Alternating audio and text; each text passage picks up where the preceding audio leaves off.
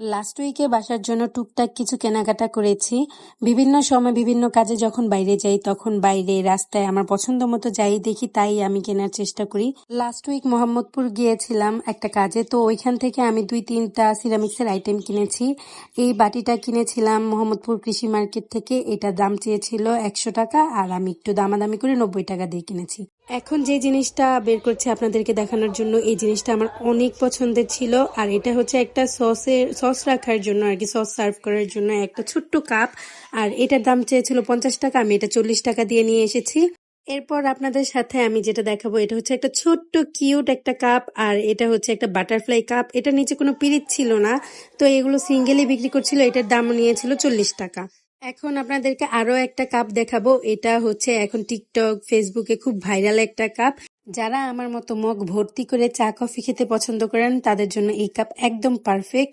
এটা আমার কাছে দাম চেয়েছিল 100 টাকা আর আমি এটা 90 টাকা দিয়ে নিয়ে এসেছি। ইদানিং আমার কাছে ইয়েলো কালারটা অনেক পছন্দের হয়েছে। এখন যাই কিনি মনে হয় সব হলুদ কিনি। এরপর আমি আপনাদেরকে দেখাবো একটা বাটি। এই বাটিটা হচ্ছে একটা মাটির বাটি। এটার দাম চেয়েছিল 120 টাকা আর এটা আমি কিনেছি দোয়েল চত্বর থেকে। এটা নিয়েছিল 100 টাকা। এটা মোটামুটি একটু ভালো সাইজেরই ছিল, দেখতে খুবই সুন্দর ছিল। এরপর আমি খুব সুন্দর কিউট একটা হ্যাঙ্গিং টপ কিনেছি। এটা আমার কাছে অনেক বেশি ভালো লেগেছে। এই হ্যাঙ্গিং টপের চারপাশে খুব সুন্দর একটা ডিজাইন করা ছিল। এটার দাম চেয়েছিল 120 টাকা আর আমি 120 টাকা দিয়ে কিনেছিলাম, কারণ এটা ফিক্সড প্রাইস ছিল।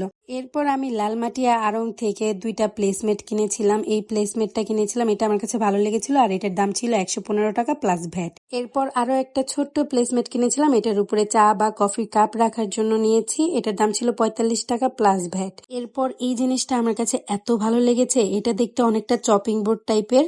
এটার উপরে কিছু কাটাকাটি করা না গেলেও এটার উপরে চায়ের কাপ রেখে ভিডিও বা ছবি তোলা যায়। এছাড়া ছোট্ট একটা পেঁয়াজ বা রসুনও কাটা যায় আর এটার দাম ছিল মাত্র 100 টাকা। এরপর আমি খুব সুন্দর একটা মিরর কিনেছি। এটার চারপাশে মাটি দিয়ে ডিজাইন করা আর এটা দেখতে অনেক কিউট ছিল। এটার দাম ছিল মাত্র 60 টাকা। সবশেষে আমি যেটা দেখাচ্ছি এটা হচ্ছে এই বুক সেলফটা।